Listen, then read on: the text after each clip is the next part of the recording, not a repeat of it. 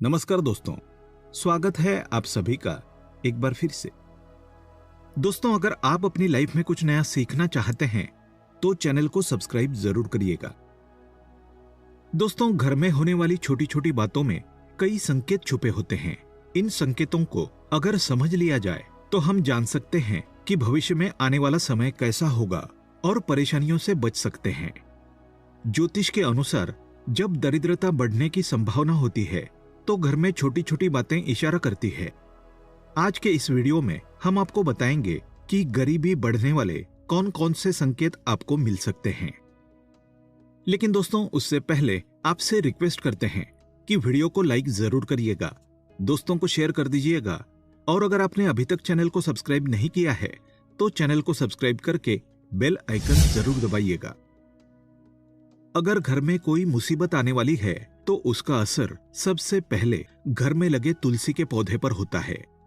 तुलसी का पौधा बिल्कुल सूख जाता है, जिसे घर में मुसीबत और दरिद्रता आने का संकेत माना जाता है।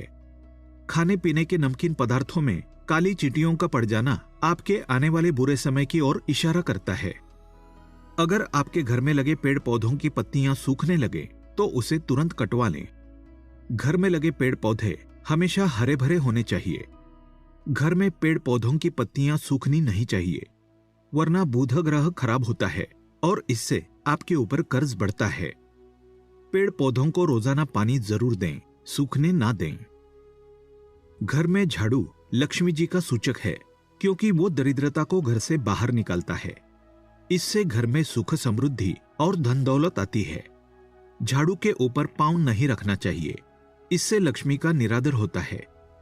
घर का कोई छोटा बच्चा अचानक घर में झाड़ू लगाने लगे तो उसे घर में किसी अनचाहे मेहमान का आने का संकेत समझना चाहिए। सूर्यास्त के बाद घर में झाड़ू नहीं लगाना चाहिए, क्योंकि ये व्यक्ति के दुर्भाग्य को आमंत्रण देता है। नाश्ता करने से पहले झाड़ू जरूर लगा लें, ये शुभ रहता है। झाड़ू को उल्टा करके रखना अपशगुन माना जाता है। झाड़ू को हमेशा लिटा करके रखना चाहिए।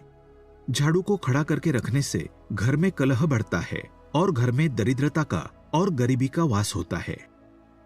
अंधेरा होने के बाद आप झाड़ू लगाने से बचें, इससे माता लक्ष्मी नाराज होती है।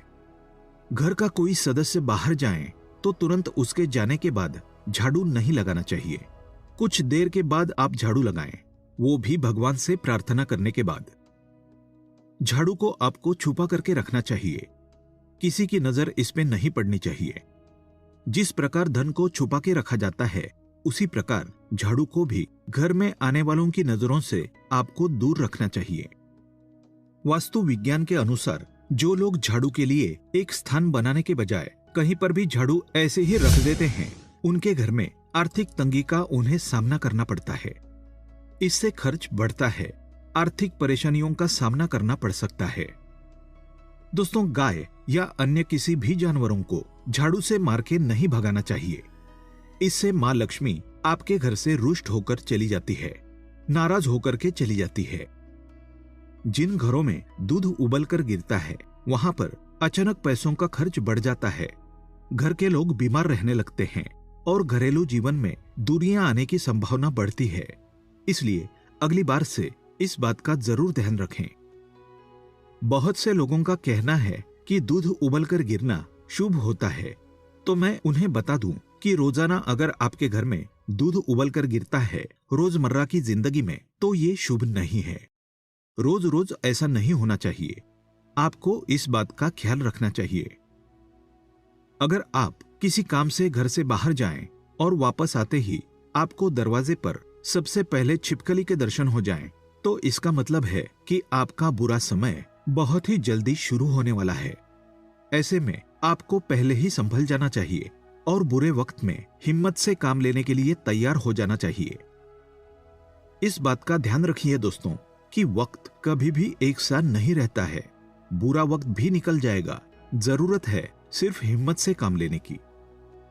दोस्तों, घर में छिपकली दिखना वैसे तो शुभ संकेत होता है, लेकिन अगर आपने नया घर लिया है और उसमें छिपकली मरी हुई मिल जाए तो घर में प्रवेश से पहले आपको पूजा हवन आदि करवा लेना चाहिए। अगर आप ऐसा नहीं करते हैं तो उस घर में रहने वाले व्यक्ति की तरक्की नहीं हो पाती है और बुरा समय हमेशा उस व्यक्ति पर हावी बना रहता है। अगर जाने अनजाने में छिपकली आपके शरीर के अंगों पर गिरती है तो ये भी आने वाले समय का सूचक है। जैसे अगर छिपकली आपके माथे पर गिरे तो आपके लिए खुशियों का संकेत लेकर आती है और जल्द ही आपको धन का लाभ होने वाला होता है। लेकिन वहीं अगर छिपकली आपके सिर पर या बालों पर गिरती है तो आप सतर्क हो जाएं, क्योंकि इसका मतलब है कि आपके जीवन में भारी संकट आने वाला है या फिर आपकी मृत्यु नजदीक है। इसी तरह से आंख का फड़कना भी आपको आने वाले समय के बारे में संकेत देता है। महिलाओं की बाईं आंख फड़कने का मतलब है आपके जीवन में कुछ अच्छा होने वाला है। ये शुभ संकेत का इशारा करता है। अगर बाईं आंख यानी कि लेफ्ट आंख चारों दिशाओं में फड़कती है तो इसका मतलब है कि आपकी शादी के योग जल्द ही आने वाले हैं। महिलाओं की दाईं आंख यानी राइट आंख फड़कने का मतलब है अशुभ होना। दाईं आंख का फड़कना आपके जीवन में संकट आने का संकेत है। पुरुषों की बाईं आंख यानी लेफ्ट आंख फड़कने का मतलब होता है कि आपके जीवन में अब मेहनत और कष्टदायी समय नजदीक आने वाला है। वहीं पुरुषों की दाईं आंख यानी राइट आंख फड़कने का मतलब है कि आपके जीवन में कोई शुभ समाचार आने वाला है।